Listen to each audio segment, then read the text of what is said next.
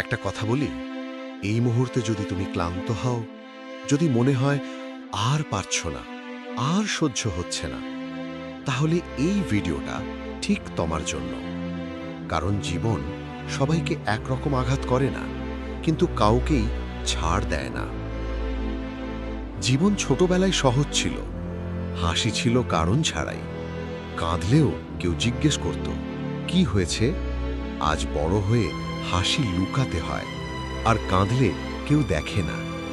আজ তোমার কষ্টগুলো নীরব, চিৎকার করে না, কিন্তু ভিতর থেকে ভেঙে দেয়।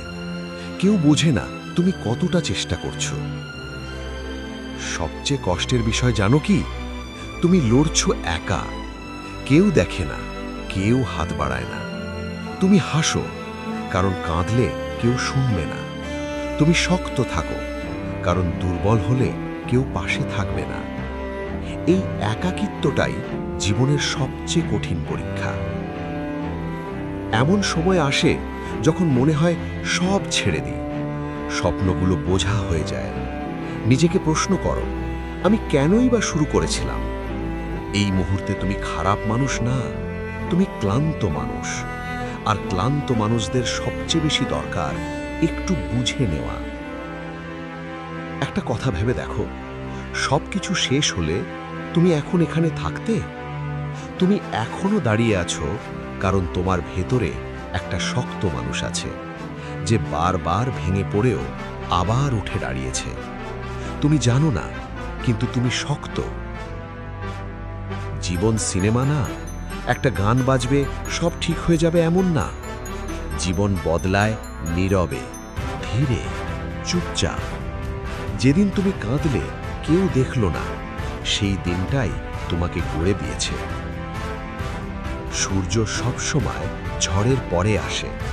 তুমি জানো না, আজকের এই কষ্টটাই কালকের শক্তি হবে। যেদিন তুমি ভাবছো সব শেষ, সেই দিনটাই নতুন শুরুর কাছাকাছি। নিজের সাথে কথা বলো।